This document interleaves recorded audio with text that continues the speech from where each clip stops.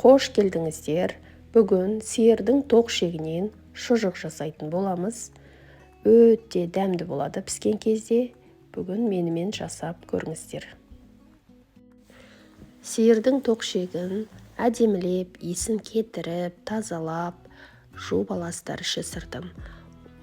Лимон қосып жусаңыздар, иісі жақсы кетеді.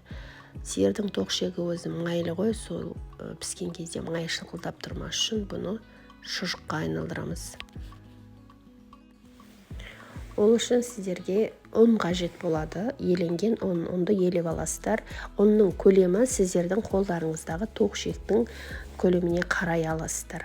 Соң ұнға әдемілеп қызыл бұрыш қосасыздар, қара бұрыш қосасыздар, тұз қосасыздар, чеснок қосасыздар және бәрін жақсылап ұнға араластырып аласыздар. Осындай дәмдеуіштерді қосып, ұнды жақсылап араластырасыздар. Дәмдеуіштерді жақсылап ұнға араластырып алғаннан кейін осы ұнға сиырдың тоқ шегін саламыз. Тоқ шегін салып, әбден аунатып ұнға кері айналдырамыз. Осы ұнды арасына кіргізіп отырып.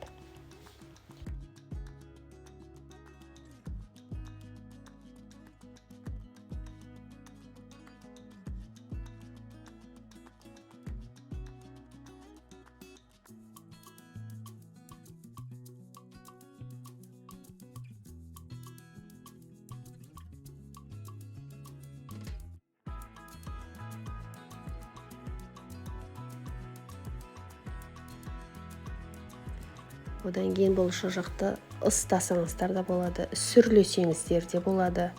Немесе свежий күйінде морозильникке салып қойсаңыздар да болады. Шұжық тұрған сайын тұзы, бұрышы, чесногі сіңіп, одан әрі дәмі күшейе береді. Әр ет асқан сайын кішкене бір кусогын кесіп алып, етпен бірге ассаңыздар, еттің дәмі керемет болады, сорпаға керемет дәм береді. Және жеген кезде майы шылқылдамайды бұның.